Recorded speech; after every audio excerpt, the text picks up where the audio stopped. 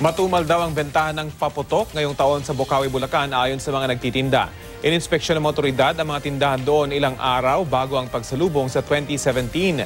At may ulat on the spot si Oscar Oida. Oscar?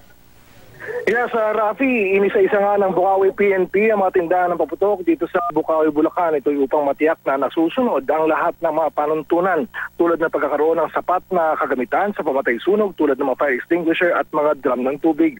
Binabantayan din ng mga pinagbabawal na paputok tulad ng mga Piccolo, Watusi at mga malalakas na pasabog tulad ng Plata, Super Lolo, Goodbye Philippines, Bin Laden at iba pa. Ayon sa Bocaue Police, kapansin-pansing mas sumusunod na daw ngayon sa mga pamanuntunan di lamang ang mga distributor kundi pati mga manufacturer. Marahil dahil nga nangangamba na baka tuluyan ng ipasara ng Pangulo ang industriya ng paputok sa bansa. Reklamo pa ng mga nagtitinda ng paputok dito sa Bocaue. Napakatumal daw ngayon ang bentahan kumpara nung nakaraang taon. Suspetsya nila baka raw marami ang nag-aakalang tuluyang nang ipinagbawal ang paputok sa bansa.